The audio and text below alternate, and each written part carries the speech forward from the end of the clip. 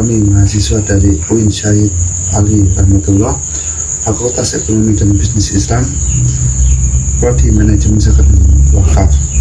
Pada kesempatan kali ini kami akan menjelaskan atau menyampaikan presentasi hasil dari diskusi kelompok kami yang bertemakan pasal PPh pasal 22. Sebelumnya, kami berterima kasih kepada Bapak Fatkur Rahman selaku dosen pengampu mata kuliah perpajakan dan memperkenalkan kami dari kelompok 9. Saya sendiri Muhammad Indra Wijaya sebagai moderator dan pemateri yang pertama.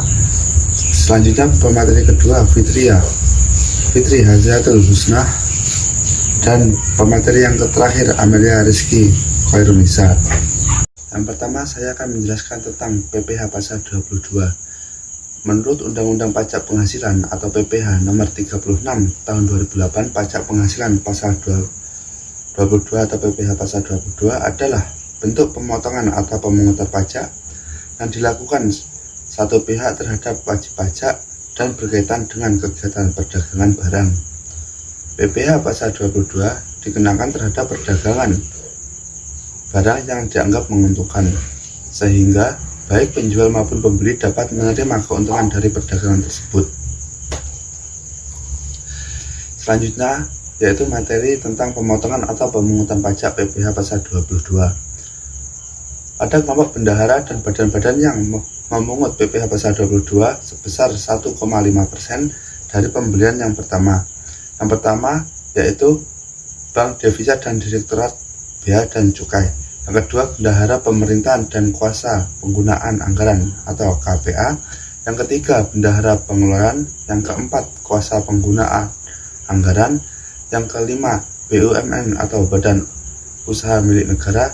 Yang keenam, industri dan eksportir. Selanjutnya yaitu materi tentang wajib pajak badan atau perusahaan swasta yang wajib memungut PPh pasal 22. Yang pertama, badan usaha yang bergerak di bidang industri. Yang kedua, agen tunggal pemegang merek atau ATPM, dan agen pemegang merek atau APM. Yang ketiga, produsen atau importir bahan bakar. Yang keempat, badan usaha yang bergerak di bidang industri baja. Yang kelima, pedagang atau pengepul. Selanjutnya yaitu objek PPh pasal 22.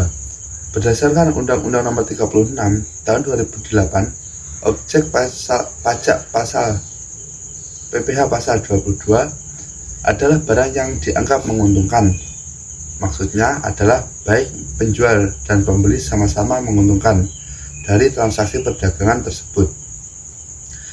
Biasanya meliputi hal seperti impor barang-barang mewah tertentu.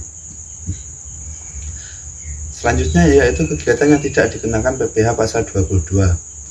Yang pertama, impor barang dan atau penyerahan barang yang berdasarkan ketentuan peraturan perundang-undangan tidak tertuang di PPh pasal 22. Yang kedua, impor barang-barang yang dibebaskan dari bea masuk. Yang ketiga, pembayaran atas penyerahan barang yang dibebankan kepada belanja negara lebih dari 2 juta. Dan yang terakhir, pembayaran untuk pembelian bahan bakar. Perkenalkan, saya Fitri Hayatul Husna dari Mazawa 5B dengan NIM 12404193071. Di sini saya akan menjelaskan materi tentang saat terhutang PPh pasal 22, tata cara pemungutan dan pemotongan PPh pasal 22 dan sifat pemungutan. Untuk yang pertama yaitu saat terhutang PPh pasal 22. Saat terhutang PPh pasal 22 terdapat pada Peraturan Menteri Keuangan PMK 34-PMK.010/2017 yang berbunyi: pertama, pajak penghasilan pasal 22 atas impor barang terhutang dan dilunasi bersamaan dengan saat pembayaran bea masuk.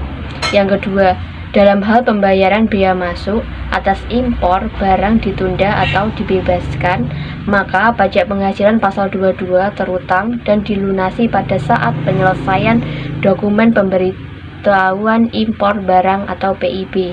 Yang poin ketiga, pajak penghasilan pasal 22 atas pembelian barang oleh pemungut pajak bendaharawan pemerintah terhutang dan dipungut pada saat pembayaran.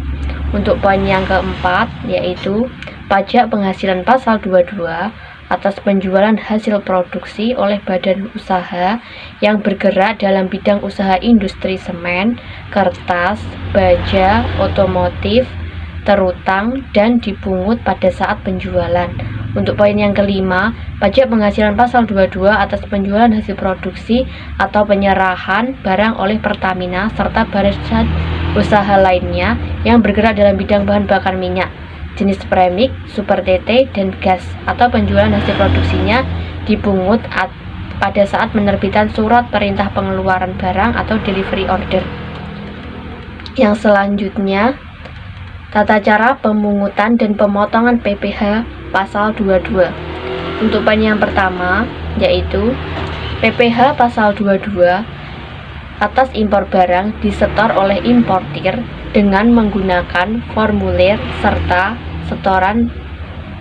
surat setoran pajak, cukai, dan pabean atau SSPCP.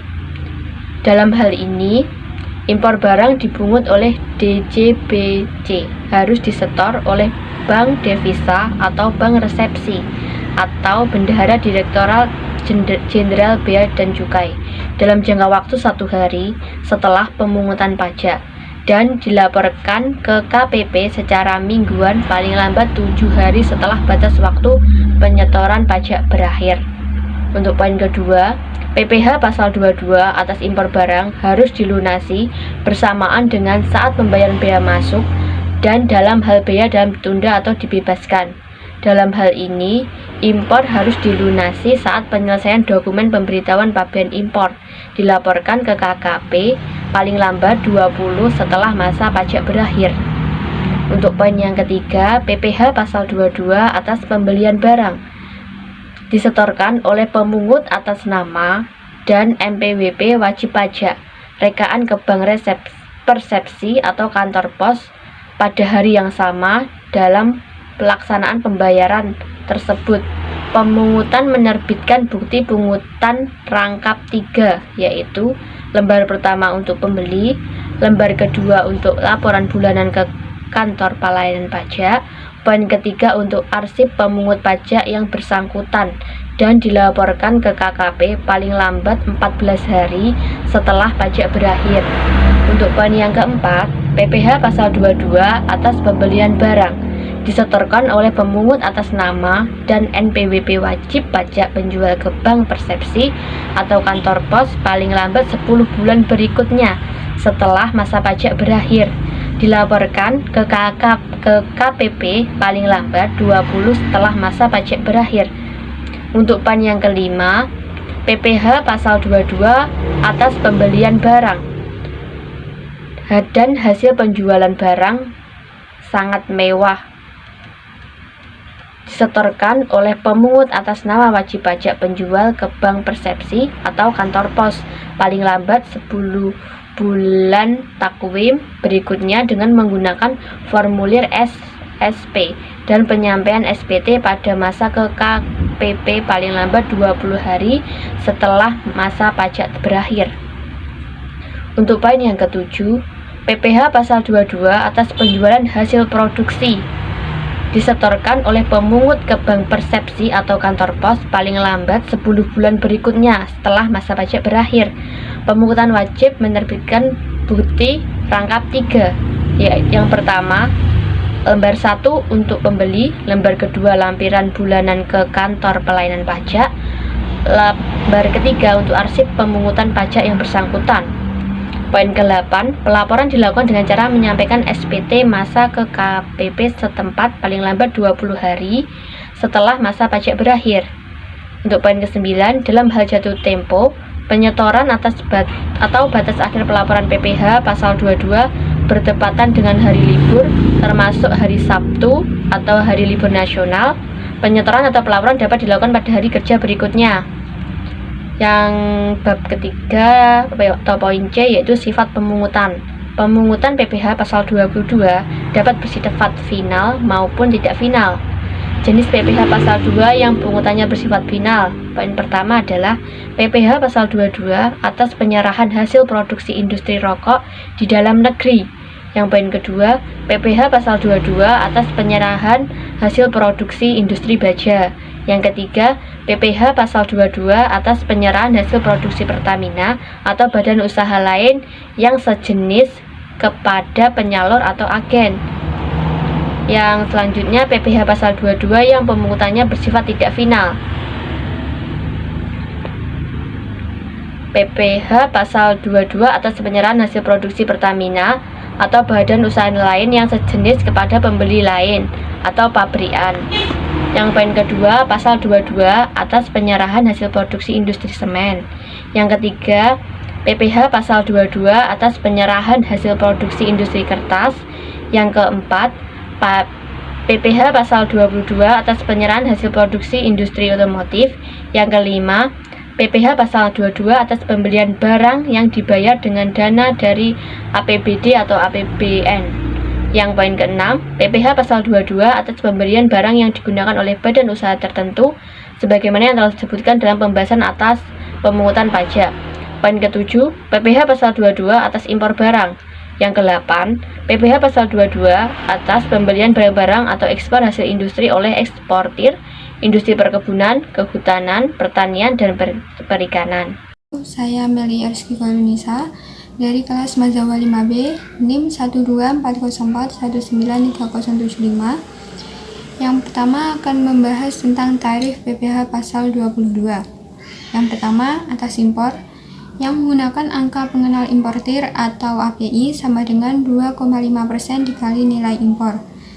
Non API sama dengan 7,5% dikali nilai impor.